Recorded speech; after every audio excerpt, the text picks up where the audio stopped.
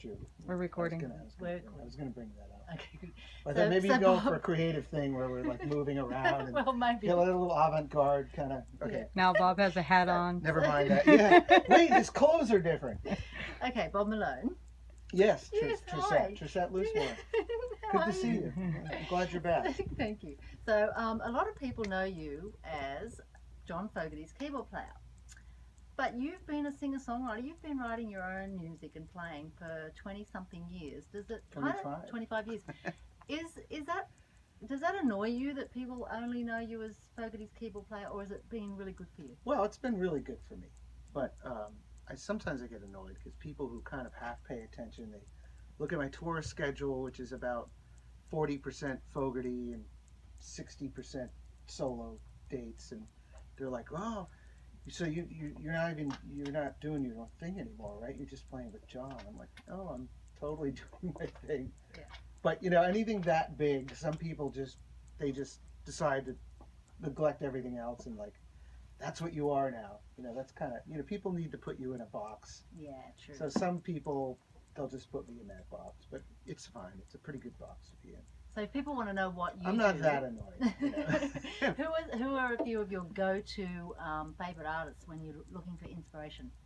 Oh, I don't know. I mean, now, there's people who are huge influences on me, and now I try to avoid them because I went through my whole phase of sounding exactly like those people: Dr. John, Billy Joel, Ray Charles. Never quite made it up to that level, but I tried. Oh, I don't know.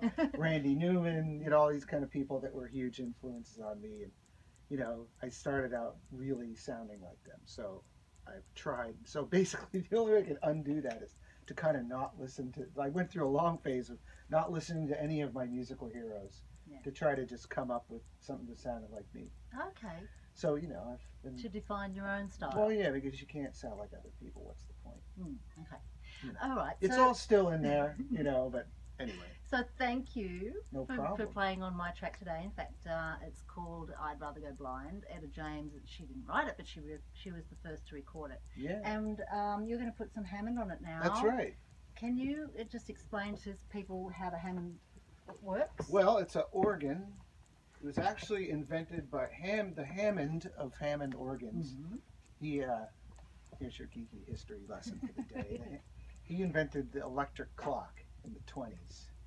Made a huge amount of money selling electric clocks, and of course everybody else started making electric clocks, and he's like, I need a new way to make money.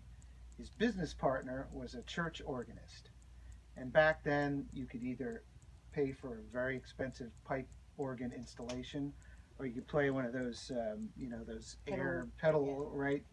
So he was like, you should make an electric organ that would be cheaper for churches to use instead of. And that's what the drawbars are all about. These drawbars, which you pull in and out, like you get different sounds, right?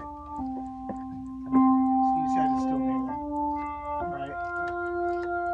They're all numbered, corresponding to pipes. Like if you had a pipe organ, like that's the 16-foot pipe, which is the low bass pipe, going all the way up to the 1-foot pipe, which is the high, right? Oh. Anyway, so that's what this is all about. And of course, starting around the 60s, late 50s, 60s, it started appearing on all kinds of soul and R&B and jazz and blues records, and it became a real staple instrument of rock and roll. It's on 1 million recordings that you've heard. They haven't actually made this thing since 1975, but we're all still using them live on the road.